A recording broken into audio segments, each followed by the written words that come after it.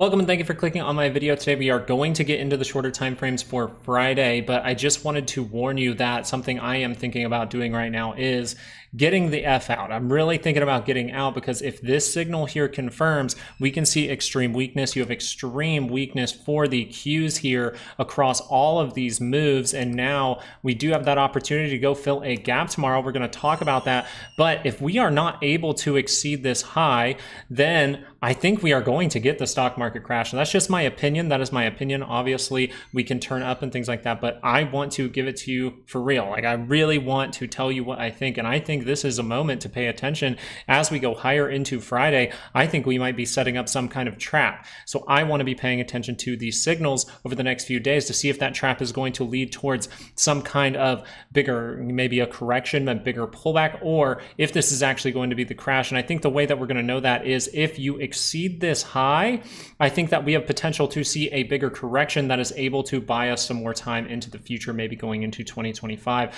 But if we turn down with a lower high for the Qs, it means bad things in my opinion. And I think we will be getting some stock market crash in the form of either that crash where we really see just an ABC pattern that is really, really rough, or a crash in the form of a bear market. And the reason that we're paying attention to that is because the weekly scale, if you really blow this up and just think about it with an open mind for a second, look at this weekly chart, and it is showing a major amount of weakness in momentum here. And we pay attention to the first point of weakness, then we pay attention once it becomes significant, and it is becoming significant. So people are getting pretty euphoric. People are thinking we're about to go into a bull run, and I think we're about to do exactly the opposite.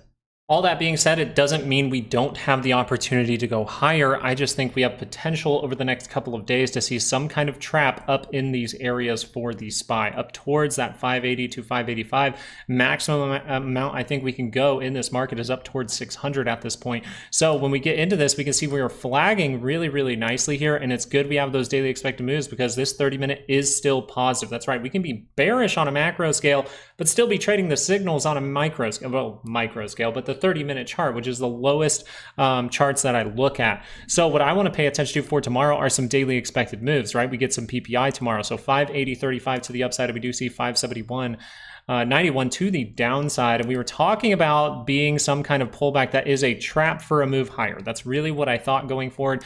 But you notice that we are starting to make some form of divergence if we head higher tomorrow. And if that ends up being some kind of trap, we better watch out. It can extend for a few days, but I'd really be watching that. I'd be pointing towards 580.35 if we get a little bit bullish, and it looks like we are still in that positive trend. So maybe this does continue. The reason that that can continue to be bullish is the 2-hour, right, has not crossed, and we like to see weakness in a move on the 30-minute before that 2-hour crosses. So if we're going to create that signal, that might be a fantastic one to pay attention to tomorrow. But if this wants to give up right now, I just want to, zoom out on this MACD to show you, look how downward this MACD is, really close to the center line. So if we see weakness right away, we could already have our top in play and start to turn down on these 2-hour charts. So your bullish thing for the short term is going to be that 30-minute heads higher. Okay, look out for divergence, look for that upper expected move. And then if that turns down, you're looking for if this 2-hour is able to cross. And we're going to get into NVIDIA later. That is really going to help us out. NVIDIA has helped us find so many great opportunities over the past 3 months. We've seen divergences outside of monthly expected moves multiple times over the last few months, and those have led to huge runs to the upside. Now we're seeing the opposite signal that says NVIDIA is about to head to the downside. The Qs, we're paying attention to similar things, but also pay attention if we go make a new all-time high for the Qs, because that could mean a lot for us going forward. That means that when we do go through some kind of major pullback, it might just be that. But if we actually make a lower high here, we might be in a lot of trouble for the Qs, because what does at the major tops, what do we like to do with the Qs that's different from the SPY? We like to make a lower high, whereas the SPY goes and makes that divergence. So we need to pay attention if a lower high is set up here for the Qs. And that means we might need some daily expected moves. 497.33 to the upside for the Qs and 487.85 to the downside. And before we talk about this, just note, I have already posted the daily expected moves for tomorrow for each stock that we do cover on this channel and some more. So if you're looking for those daily expected moves for tomorrow, looking for those 68% zones, we can get those to you. The link is down in the description for Patreon. It really is helpful, and I'm posting some trade setups, and I even posted the NVIDIA trade setup during the day today, so you can get the information a little bit quicker over on on Patreon. Now, one thing to pay attention to here is we're holding up pretty good. We're pulling back with time, right? We're just kind of moving sideways here while that indicator gets rid of some overbought condition, while this RSI gets rid of that overbought condition. And now we'll have to see if we pop up to 497.33. This is going to be the key area to pay attention to for weakness tomorrow as we are into the Friday close. So we need to be paying close attention to that. What can a little 30-minute divergence right here do? Well, it can start to roll over a 2-hour chart. What's the problem with rolling over the 2-hour chart for something like the Qs right now? Well, you got divergence right here. You've got divergence all the way across. If I really want to zoom out, and just pay attention to the RSI, we would say, okay, that goes all the way across. All of these highs, you see it go all the way across all of this. So pay attention, because that daily chart could be turning down very, very soon. And that is what we need to watch out for, because even the daily chart, guys, even the daily chart is showing a small point of divergence right here for the RSI. Things we are going to see if we're wrong on this is a breakout from some key stocks, but the problem is we keep running into this wall right here, and we have major divergences here for Apple. So it's a good thing to pay attention to Apple tomorrow, because if we get that reaction up, right, test those levels and we see resistance up there, we're going to confirm a 30-minute divergence. So this is a possibility to confirm 30-minute divergence tomorrow. That's why it's good to have those daily expected moves for individual stocks like Apple here. So if we look at this, can this create weakness on a 2-hour chart? And it can. And the problem with this 2-hour chart was we were talking about how little deeper into negative territory. So even if we don't make it all the way to these levels, well, if that just pops up and drops, we were leaning towards some kind of lower high here on the 2-hour for Apple. That is more probable, as we were down in negative territory just a little bit deeper. If we would have turned up here, I might not have said that, because we made that next leg down. Ooh, this right here might be hiding the fact that this might be some kind of trap. So pay attention if that 2-hour rolls down. That is divergence at that point, and I think we might be crossing over some big time frames. We have monthly divergences, we have weekly divergences, we have daily divergences. All of this is pointing towards a major top at this point. We just have to see if that's going to be able to break through with the Qs, to see if that's just going to be a correction, or if this is the actual stock market crash.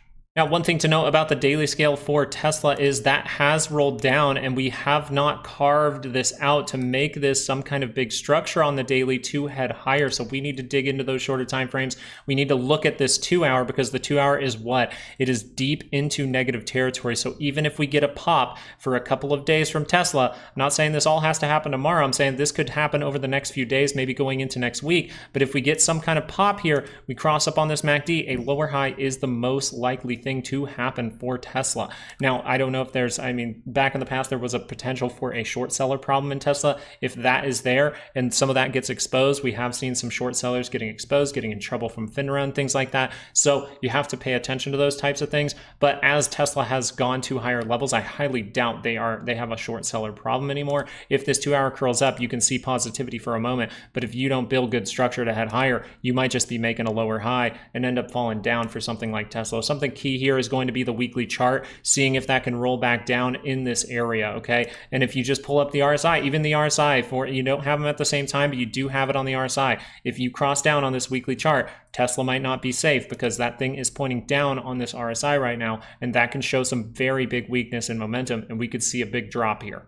And this is where it's important to talk about something like Amazon, because Amazon actually on the weekly already had the significant divergence confirm that. And look what happened to Amazon, and what happens when you see major crashes.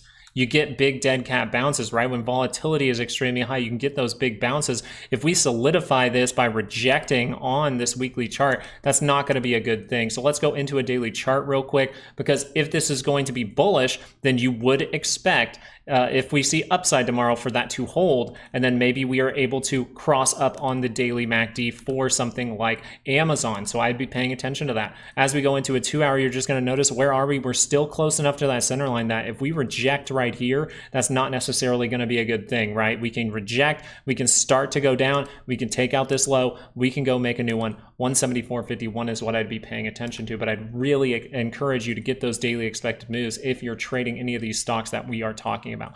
Now, if we're going to buy ourselves a little bit of time, right? Maybe this goes into next week a little bit. Maybe this base is out in this area. Great little place to get that handle and then see if we can cross up. But I don't think that this is going to be safe from making some kind of weakness in momentum. I really think Amazon is setting up that lower high in this area, and the 2 hour going back to it. The reason for that was, yes, we did have divergence, but if we do not turn up that daily chart and we see this start to roll down, what were we saying about Amazon? Hey, we're leaning towards a lower high for this one as well because of the positioning of the MACD, something we talk about extensively in the swing trading course, but we also talk about those types of things in the using technical indicators, the technical analysis course down in the description.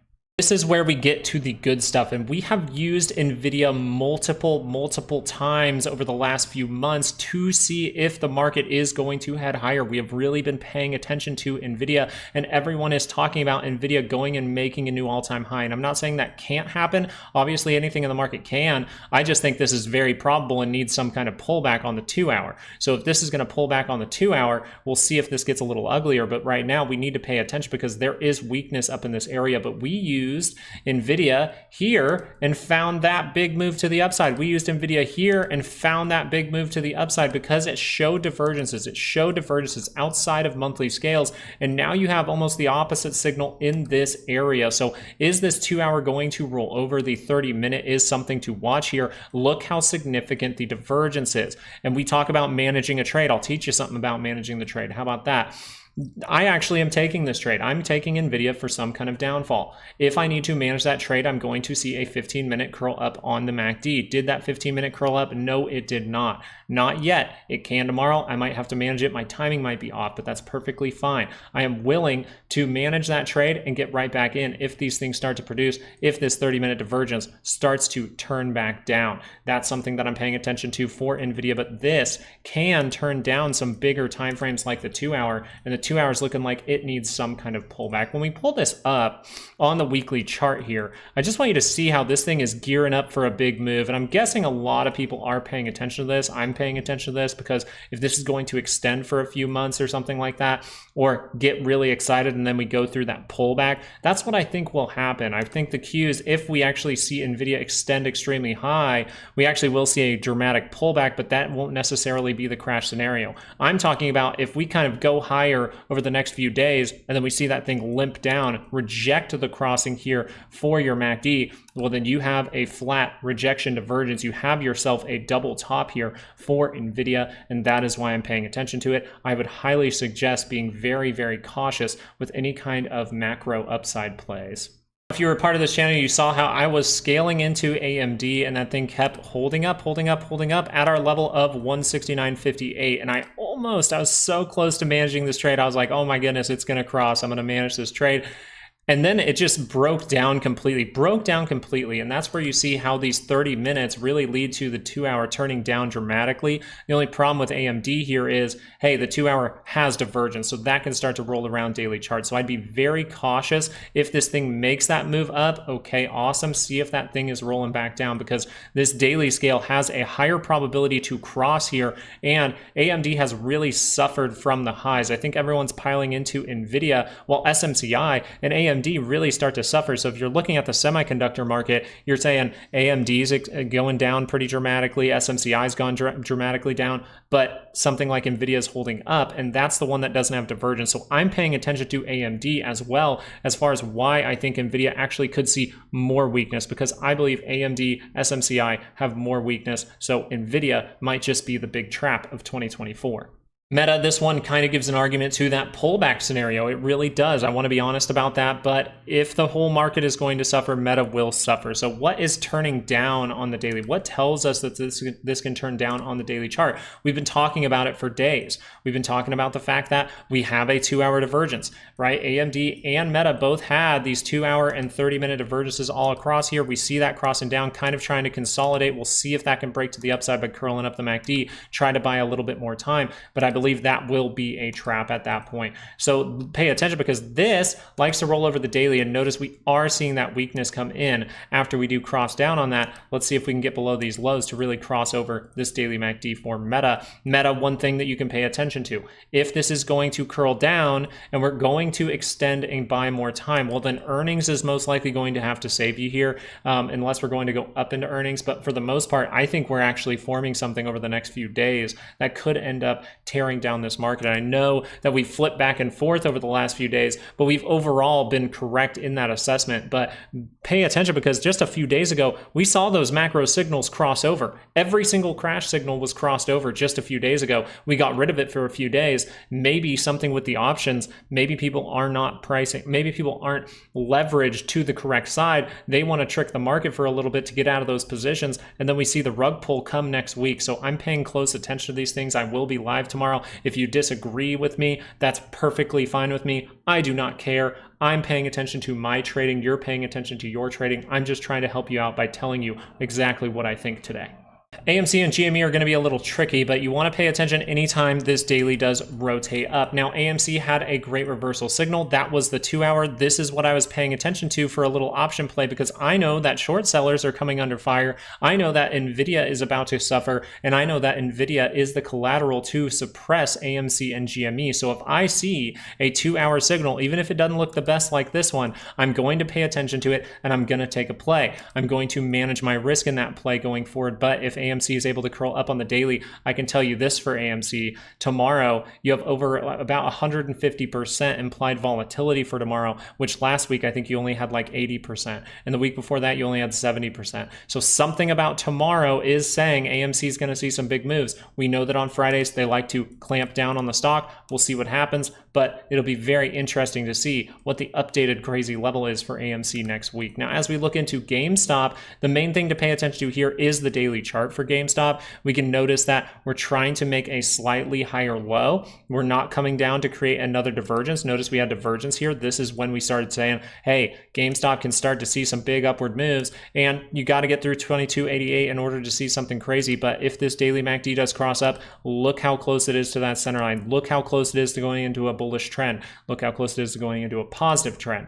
That is something we want to pay attention to. If that does cross up above these moving averages, you're going to cross on that MACD, and you might see something crazy next week. So make sure you're subscribed and you like this video, but obviously make sure you're subscribed, because we're going to update this 2288, the unexpected level that would take the options market off guard if GameStop is going to see something crazy. We give that for free on YouTube every single Sunday.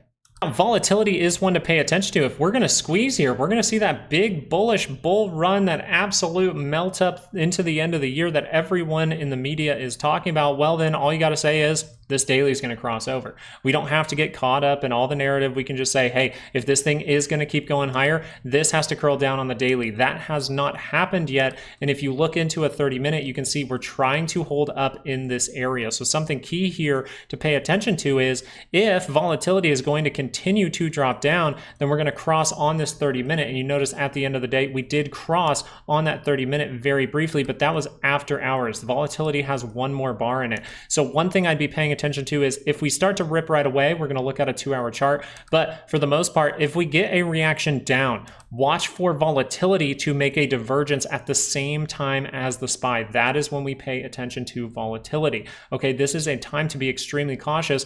A week ago, I said, over the next 3 weeks, I'm really thinking, hey, everything looks like we could be making a major top in the next 3 weeks or see an extension for up to about 6 months. So I'm paying attention right now very closely to see if that is going to happen. So this is the signal I'll be watching for tomorrow. If volatility does drop off, we can go to a daily expected move in the SPY, see if we make some kind of 30-minute divergence, because that likes to turn around 2-hour charts. But if that does not happen and we see volatility come in right away, then all you have to do is watch this 2-hour chart, watch that thing curl up into positive territory, and boom, you got yourself a big move for volatility going forward, as we are already above 20. So divergence play could be there, but if we're just going to rip right away, then you're going to see this 2-hour curl up into positive territory. And just so you're aware, there is a crash signal here. You still have it. You still have it. You still have it. It's most likely going to be bad once this thing actually does take off. It's probably going to be really bad.